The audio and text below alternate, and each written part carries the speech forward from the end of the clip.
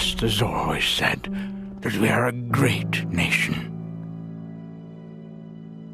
Nusantara, the nation of the Garuda. But now, we have been reduced into a frail nation, prone to disintegration.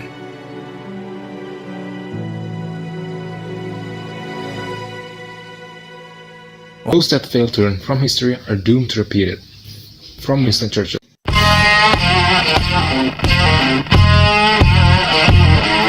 Pertama-tama, apa itu RIS? Republik Indonesia Serikat, atau yang sering disingkat dengan istilah RIS, adalah sebuah negara yang pernah berdiri dalam sejarah peradaban di Indonesia. Republik ini berdiri pada 22 Desember 1949 hingga 17 Agustus 1950. Peristiwa ini menjadi salah satu submateri yang dibahas dalam kajian sejarah Indonesia tingkat SMA. Ciri khas RIS adalah daerah-daerah yang berdiri sebagai sebuah negara sendiri dalam status negara bagian yang terhimpun dalam sebuah pemerintahan federal atau bersama, yaitu RIS di Jakarta. Materi pertama adalah pembentukan RIS.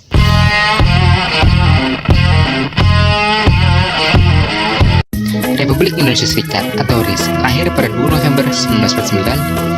Kelahiran dan bentuk baru Indonesia pasca kemerdekaan ini ditetapkan oleh Konferensi Meja Bundar atau KMB yang diselenggarakan di Den Haag, Belanda. KMB ternyata tidak dapat lepas dari sejarah terbentuknya RIS itu sendiri. Sebelum KMB dilaksanakan, Indonesia dengan pihak Belanda pernah mengadakan perundingan yang dikenal sebagai Perjanjian Roan-Royan. Oleh karena itu, KMB dianggap sebagai tindak lanjut dari perjanjian yang sebelumnya pernah dilakukan tersebut. Pada 19 hingga 20 Desember 1949, Belanda melancarkan serangan terhadap Indonesia yang sudah merdeka, tepatnya wilayah Yogyakarta. Berdasarkan catatan Sulaiman Hasan dalam Sejarah Indonesia Paket C tahun 2015 nomor 17, terungkap bahwa penyerangan Belanda ini mendapat ancaman dari kancah internasional.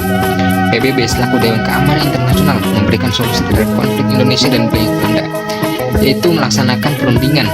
Menanggapi hal tersebut, akhirnya pada 7 Mei 1949 melaksanakan perundingan yang dikenal sebagai Perjanjian Roan-Royan. Terdapat beberapa 4 poin keputusan yang lahir pada perjanjian tersebut. Salah satu diantaranya adalah, saya kutip, akan diselenggarakan Konferensi Meja Bundar atau KMB antara Indonesia dan Belanda di Den Haag setelah pemerintah RI kembali ke Yogyakarta. Pada 23 Agustus sampai 2 November 1949, KMB diselenggarakan di negeri Belanda, tepatnya di Den Haag. Kala itu, pihak Indonesia dipimpin oleh Muhammad Hatta, Belanda oleh Van Marsden, UNCA atau United Nations Commission for Indonesia oleh Chrisley, dan pihak delegasi DFO atau Vision Kosovo Obelik dipimpin oleh Sultan Hamid II. Berikut isi hasil keputusan KMB yang terlampir dalam buku Sulaiman Hasan halaman 19. 1. Indonesia menjadi Republik Indonesia Serikat atau RIS, dan Belanda akan menyerahkan kembali kedaulatan kepada RIS pada akhir Desember 1949. RIS dan Belanda akan tergabung dalam Uni Indonesia Belanda. 3. Masalah Irian Barat akan diselesaikan setahun setelah pengakuan kedaulatan sesuai hasil KMB. Sesuai hasil KMB, bentuk negara Indonesia adalah serikat. Oleh karena itu, mulailah disusun sistem pemerintah Indonesia. Pada tanggal 17 Desember 1949, IR Soekarno dilantik menjadi Presiden RIS. Selanjutnya pada tanggal 29 Desember 1949, Dr. Muhammad Hatta dilantik menjadi Wakil Presiden. Republik Indonesia Serikat merupakan bagian dari RIS. Selanjutnya, Mr. Asad dilantik sebagai pemangku jabatan Presiden RI pada 27 Desember 1949. Berdasarkan poin pertama, disebutkan bahwa Indonesia sudah diterbitkan menjadi RIS. Setelah menjadi RIS, wilayah Indonesia ternyata dibagi menjadi 7 negara bagian dan 9 satuan kenegaraan. Baik, setelah kita menyimak dari video tersebut, saya akan membahasnya kembali. Sebelum itu, perkenalkan, nama saya Rahmat Al-Ghazali. Republik Indonesia Serikat atau RIS hasil terbentuk dari kesepakatan antara Indonesia dan Belanda melalui Konferensi Meja Bundar pada Desember 1949. Penyebab utama terbentuknya RIS. 1. Upaya Belanda untuk mempertahankan pengaruhnya. 2. Konferensi Meja Bundar. 3. Kebijakan divide et impera, pecah belah dan kuasai. 4. Tekanan internasional. 5. Kompromi politik Indonesia. Republik Indonesia Serikat, RIS, yang dibentuk pada tahun 1949 terdiri dari beberapa negara bagian dan satuan kenegaraan. Secara keseluruhan, RIS terdiri dari 16 negara bagian yang terpecah sebagai berikut. Republik Indonesia, RI, meliputi Yogyakarta, Jawa Tengah, dan Sumatera, Negara Indonesia Timur, Negara Pasundan, Negara Jawa Timur, Negara Madura, Negara Sumatera Timur, Negara Sumatera Selatan, Daerah Istimewa Kalimantan Barat, Daerah Banjar, Daerah Dayak Besar, Daerah Kalimantan Tenggara, Daerah Bangka, Daerah Belitung, Daerah Riau, Daerah Jawa Tengah, Daerah Yogyakarta. Setelah RIS dibentuk, ada gerakan yang kuat di berbagai negara bagian ini untuk bergabung dengan Republik Indonesia yang berpusat di Yogyakarta. Akhirnya, pada 17 Agustus 1950, RIS dibubarkan dan negara-negara bagian tersebut disatukan kembali ke dalam Negara Kesatuan Republik Indonesia, NKRI.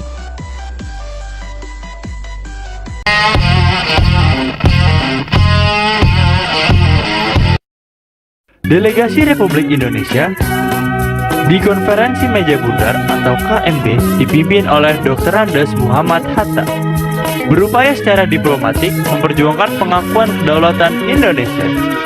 Hasil KMB disahkan KNIP dan ditandatangani pada tanggal 14 Desember 1949. Parlemen Republik Indonesia menandatangani keputusan tersebut pada tanggal 21 Desember 1949. Hasil Konferensi Meja Bundar atau KMB. Yang pertama, Kerajaan Belanda menyerahkan kedaulatan Indonesia secara penuh dan tanpa syarat kepada RIS. Yang kedua, pelaksanaan kedaulatan akan dilaksanakan paling lambat tanggal 30 Desember 1949. Yang ketiga, status RIS dan Kerajaan Belanda terikat dalam suatu Uni Indonesia Belanda yang dikepalai Ratu Belanda. Yang keempat, kapal-kapal perang akan ditarik dari Indonesia dan beberapa korvet atau jenis kapal laut yang diserahkan kepada RIS.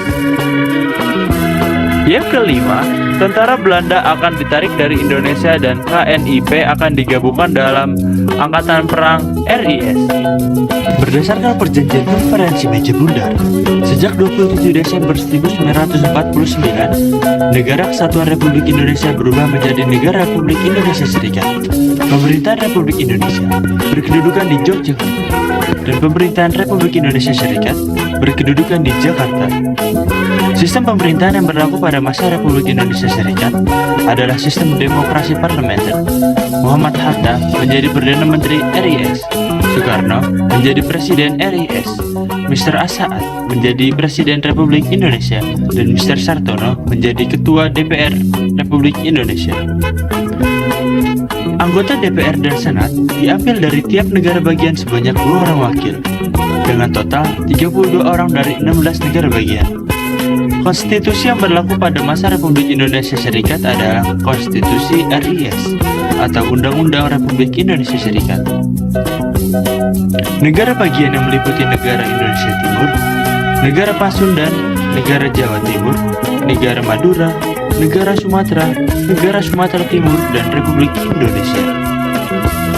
Satuan-satuan kenegaraan yang meliputi Jawa Tengah, Bangka, Banjar, Riau, Kalimantan Tenggara, Kalimantan Timur, Daerah Istimewa, dan Kalimantan Barat. Daerah Suap Praja yang meliputi Kota Waringin, Sabang, dan Padang. Saya akan melanjutkan. Nama saya Jessica Andini. Pembentukan Republik Indonesia Serikat, RIS, terutama digagas oleh Belanda melalui kebijakan politiknya. Gagasan ini muncul sebagai bagian dari strategi Belanda untuk mempertahankan Indonesia. Berikut beberapa konteks dan aktor penting di balik pembentukan RIS. 1. Belanda. Pemerintah Belanda adalah penggagas utama terbentuknya RIS. Setelah gagal menguasai seluruh wilayah Indonesia secara militer, Belanda memutuskan untuk membentuk negara federal sebagai cara untuk mempertahankan kontrol atas Indonesia. 2. Konferensi Meja Bundar, KMB di bawah tekanan internasional, Belanda dan Indonesia mengadakan KMB di Den Haag pada tahun 1949. Dalam konferensi ini, disepakati bahwa Indonesia akan menjadi negara federal dengan nama Republik Indonesia Serikat, RIS. 3. Beberapa pemimpin lokal dan daerah. Ada sejumlah pemimpin daerah di Indonesia yang mendukung gagasan federalisme, baik karena alasan pragmatis atau karena mereka mendapat dukungan dari Belanda. Dengan demikian, Meskipun RIS adalah hasil negosiasi antara Belanda dan Indonesia, inisiatif utamanya datang dari Belanda sebagai bagian dari strategi kolonialnya.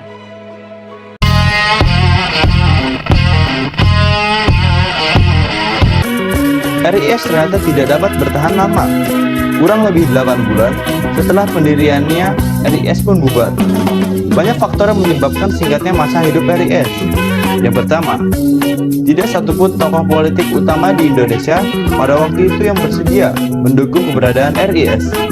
Yang kedua, hampir semua partai politik juga tidak menghendaki terus dipertahankannya RIS. Yang ketiga, di dalam lingkungan militer atau TNI justru telah lama dilakukannya penggerogotan terhadap negara-negara bagian RIS di luar RI. Keempat, mayoritas rakyat Indonesia mengutuk negara-negara bagian yang mereka anggap sebagai bikinan Belanda dan niat untuk menguburkannya sekuat niat untuk menegakkannya kembali RI lama. Dapat dikatakan bahwa penolakan elit politik Indonesia, partai-partai politik, TNI, dan mayoritas rakyat Indonesia terhadap RIS pada hakikatnya adalah merupakan suatu sikap untuk mengkikis habis sisa-sisa pengaruh kaum kolonialis Belanda di Indonesia. RIS sebagai negara federal warlord KMB hanya didukung oleh pihak Belanda dan pemimpin-pemimpin eksekutif 4 negara bagian, yaitu NIT, NST, Pasundan, dan daerah istimewa Kalimantan Barat. Partai-partai politik di negara-negara itu kebanyakan berasosiasi dengan partai-partai politik RI yang berusaha untuk membubarkan RIS dan membentuk kembali negara kesatuan. Sedangkan rakyat di negara-negara tersebut pun lebih banyak yang ingin membubarkan negara-negara bagian daripada hendaknya mempertahankan. Oleh karena itu, begitu Belanda pergi dari Indonesia dan pemimpin-pemimpin negara-negara bagian tersebut kehilangan tenaga. Akibatnya, tekanan-tekanan dari golongan unitaris, maka RIS pun tidak memiliki pendukung sama sekali.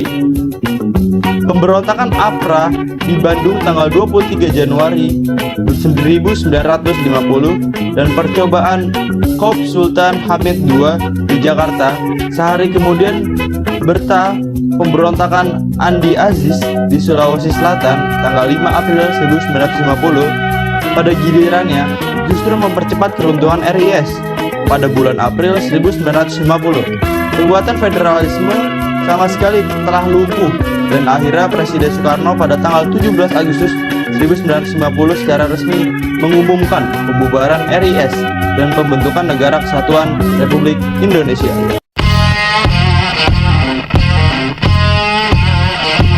Pasca penyerahan kedaulatan tersebut, gerakan menuntut pembubaran negara-negara bagian menguat, bukan saja di kalangan elit, tetapi juga di akar rumput. Dengan keputusan Presiden RIS, tak lama setelah terbentuknya RIS, negara Jawa Timur, Madura, Pasundan, Sumatera Selatan, daerah Kalimantan Timur, Banjar, Dayak Besar, Kalimantan Tenggara, Bangka, Riau, dan Belitung dibubarkan serta bergabung dengan Republik Indonesia. Sampai tanggal 4 April 1950, RIS tinggal terdiri dari Republik Indonesia, Negara Indonesia Timur atau NIT, Negara Sumatera Timur NST, dan Kalimantan Barat. Kurang lebih seminggu kemudian, Kalimantan Barat dibubarkan setelah kepala daerahnya Sultan Hamid II menjadi pesakitan. Menurut ide anak Agung Gede Agung, dari negara Indonesia Timur ke Republik Indonesia Serikat, pembubaran dan penggabungan negara-negara bagian dan daerah-daerah ke dalam Republik Indonesia diatur dalam Undang-Undang Dasar RIS. Prosesnya dengan cara plebisit atau pemilihan umum atau keputusan dewan yang dipilih khusus untuk kepentingan itu. Dengan demikian, pembubaran dengan keputusan Presiden RIS tak demokratis sebagaimana ditetapkan dalam undang-undang itu. Akan tetapi, pemerintah RIS menyatakan bahwa demonstrasi rakyat sudah dianggap sebagai suatu pernyataan demokratis. Keinginan rakyat untuk menggabungkan dalam negara Republik Indonesia, sehingga Perdana Menteri NIT J.E. Tengkeng melarang demonstrasi. Namun, kaum Republikan tetap turun ke jalan. Tuntutan keras juga datang dari dalam. Sehari sebelum demonstrasi, sejumlah fraksi mengajukan mosi pembubaran NIT. Fraksi yang pro-federalis menandinginya dan menang dalam pemungutan suara. Pada tanggal 3 April 1950, dalam sidang parlemen RIS, Natsir mengusulkan mosi integral, yaitu semua negara-negara bagian mendirikan negara kesatuan melalui prosedur parlementer. Tidak ada satu negara bagian menelan negara bagian lainnya, dan masing-masing negara bagian merupakan bagian integral dari negara kesatuan yang akan dibentuk. Dalam sidang kabinet RIS, Hatta menyatakan akan menjadikan mosi Natsir sebagai dasar penyelesaian. Pada tanggal 3 sampai 5 April 1950, diadakan konferensi antara RIS, NIT, dan NST. Keputusannya yaitu untuk membentuk negara kesatuan, Republik Indonesia juga harus dibubarkan. Kedua negara bagian memberikan mandat kepada Hatta untuk berunding dengan Republik Indonesia. Pada tanggal 19 Mei 1950, Hatta dan Perdana Menteri Republik Indonesia Abdul Halim menyepakati pembubaran Republik Indonesia untuk membentuk negara baru, yaitu Negara Kesatuan Republik Indonesia. Pada tanggal 15 Agustus 1950, Soekarno menandatangani Undang-Undang Dasar Sementara Republik Indonesia atau UUDS 1950. 2 hari kemudian, bertepatan dengan peringatan 5 tahun proklamasi kemerdekaan Indonesia, RIS secara resmi dibubarkan dan Indonesia kembali bentuk negara kesatuan. Saya izin melanjutkan pernyataan tambahan saya Konita Muharani. Peralihan dari Republik Indonesia Serikat, RIS, ke Negara Kesatuan Republik Indonesia, NKRI, disebabkan oleh beberapa faktor utama. 1. Penolakan terhadap federalisme. 2. Ketidakpuasan di kalangan rakyat. 3. Gerakan unitarisme. 4. Ketidakstabilan politik dan keamanan. 5. Deklarasi Yogyakarta. Pada akhirnya, pada 17 Agustus 1950, RIS secara resmi dibubarkan, dan Indonesia kembali menjadi negara kesatuan dengan nama NKRI. Ini menandai berakhirnya eksperimen singkat dengan federalisme dan mengukuhkan prinsip kesatuan yang menjadi landasan negara Indonesia. Nah, untuk upaya mempertahankan kemerdekaan melalui jalur diplomasi, bisa teman-teman tonton di video sebelumnya ya. Yang pertama ada pertempuran 10 November 1945 di Surabaya. Nah, perlu teman-teman ketahui, pertempuran 10 November 1945 ini diperingati sebagai Hari Pahlawan. Pertempuran ini terjadi akibat tewasnya Jenderal Malabi, pimpinan Sekutu. Adapun tokoh yang terlibat dalam pertempuran ini yaitu Bung Tomo, Gubernur Suryo, dan Kolonel Sungkono. Oke teman-teman, perlawanan bangsa Indonesia yang kedua yaitu ada pertempuran Ambarawa. Teman-teman, Palagan Ambarawa ini terjadi pada tanggal 15 Desember 1945 di Ambarawa, Jawa Tengah. Nah, akibat peristiwa ini, maka setiap tanggal 15 Desember diperingati sebagai Hari Infanteri Nasional. Nah teman-teman, insiden ini bermula dari Sekutu mempersenjatai tawanan yang sudah dibebaskan. Kemudian Sekutu juga membebaskan orang-orang Belanda secara sepihak. Adapun tokoh yang terlibat dalam peristiwa ini antara lain Kolonel Isdiman dan Kolonel Sudirman. Selanjutnya, perlawanan bangsa Indonesia yang ketiga yaitu pada peristiwa Bandung Lautan Api. Nah teman-teman, Bandung Lautan Api ini terjadi pada tanggal 23 Maret 1946. Nah, insiden ini bermula dari ultimatum Sekutu meminta senjata yang diperoleh dari tentara Jepang untuk diserahkan kepada Sekutu. Namun, rakyat Bandung menolaknya, bahkan membakar kota Bandung agar tidak dikuasai Sekutu. Nah teman-teman, tokoh yang terlibat pada peristiwa ini antara lain Muhammad Toha, Abdul Haris Nasution, dan Suryadi Suryadharma. perlawanan rakyat Indonesia yang keempat yaitu pada peristiwa Medan Area. Teman-teman, peristiwa Medan Area ini terjadi pada tanggal 10 Desember 1945 karena orang-orang Belanda menginjak-injak bendera merah putih. Tokoh yang terkenal dalam peristiwa ini yaitu Ahmad Thohir. Selanjutnya, upaya rakyat Indonesia mempertahankan kemerdekaan yang kelima, yaitu pada peristiwa serangan umum 1 Maret 1949 di Yogyakarta. Nah, teman-teman, peristiwa ini dipicu oleh Belanda yang menduduki kota Yogyakarta dan mempropagandakan bahwa TNI atau Tentara Nasional Indonesia telah hancur. Nah, teman-teman, tokoh yang terlibat dalam peristiwa ini antara lain Letko Soeharto dan Sultan Hamengkubuwono IX. Oke teman-teman, selanjutnya teman-teman akan mengetahui informasi mengenai agresi militer Belanda. Nah teman-teman, aksi polisionil atau juga dikenal dengan sebutan agresi militer Belanda adalah operasi militer yang dilancarkan oleh militer Belanda di Jawa dan Sumatera terhadap Republik Indonesia. Nah teman-teman, dalam agresi militer Belanda ini terjadi dua aksi. Aksi pertama dilaksanakan dari tanggal 21 Juli sampai 5 Agustus 1947, sedangkan aksi yang kedua dilaksanakan dari tanggal 19 Desember 1948 sampai 5 Januari 1949. Nah teman-teman, agresi militer Belanda yang pertama biasa disebut dengan Operasi Produk. Agresi militer Belanda satu ini direncanakan oleh Van Mook. Dia merencanakan negara-negara boneka dan ingin mengembalikan kekuasaan Belanda atas Indonesia.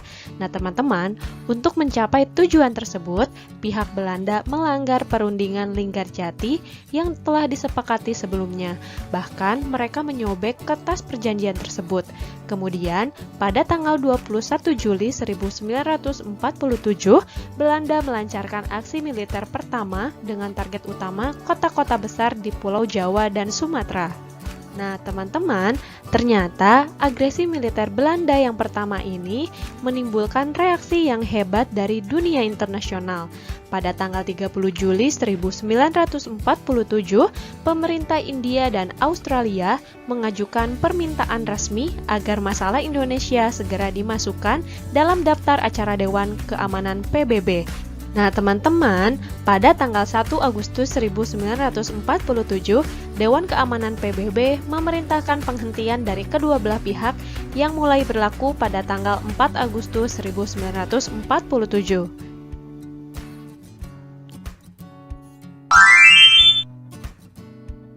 Oke teman-teman, selanjutnya kita akan mengetahui informasi mengenai agresi militer Belanda yang kedua.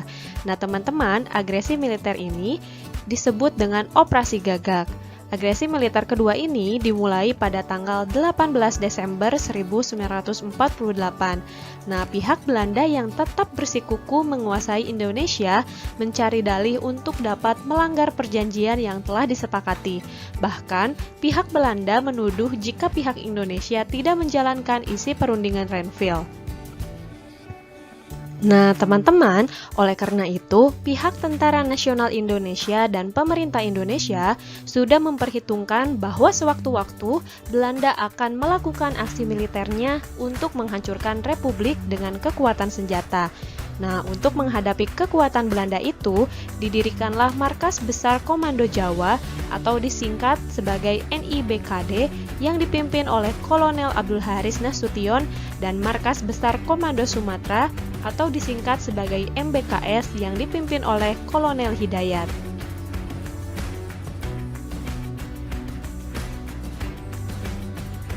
Nah teman-teman, pada agresi militer Belanda yang kedua ini, Belanda melancarkan agresinya dengan menggempur ibu kota Republik Indonesia yaitu Yogyakarta.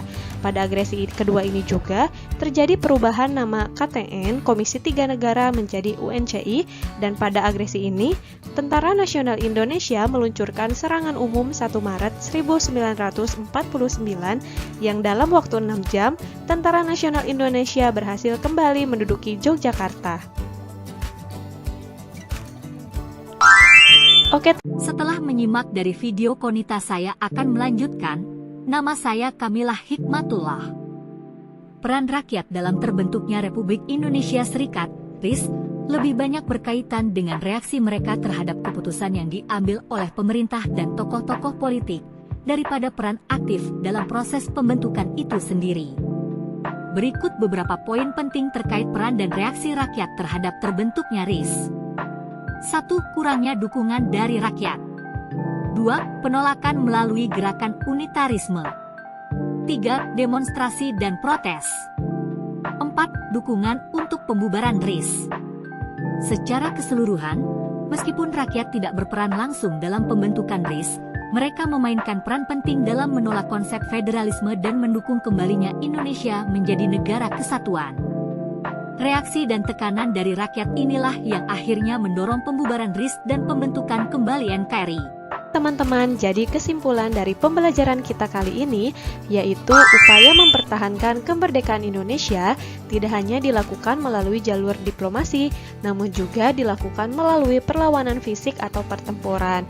Berikut adalah contoh dari perjuangan rakyat Indonesia melalui perlawanan fisik atau pertempuran, yaitu Pertempuran Surabaya, Pertempuran Ambarawa, Pertempuran Medan Area, Bandung Lautan Api, agresi militer Belanda I, dan agresi militer Belanda II.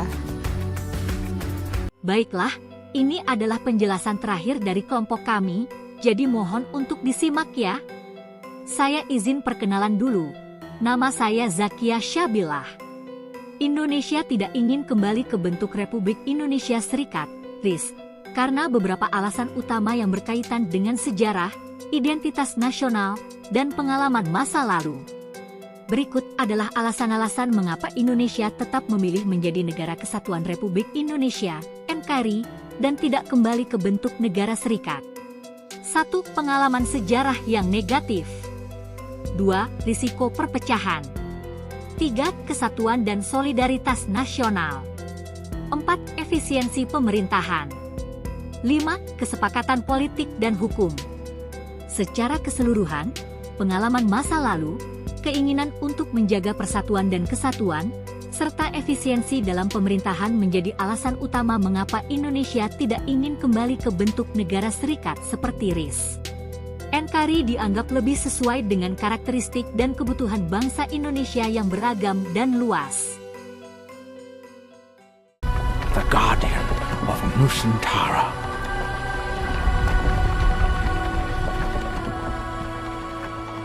So get ready.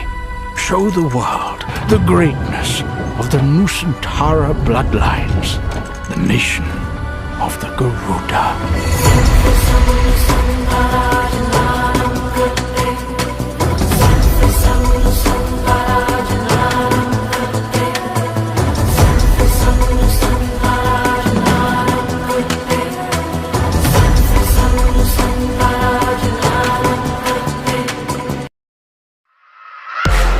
Proklamasi. Kami, bangsa Indonesia, dengan ini menyatakan kemerdekaan Indonesia.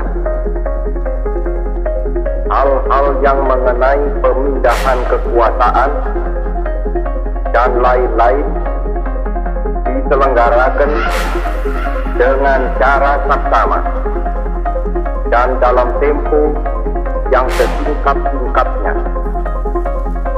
Jakarta, 17 Agustus 1945, atas nama bangsa Indonesia, Soekarno, Hatta.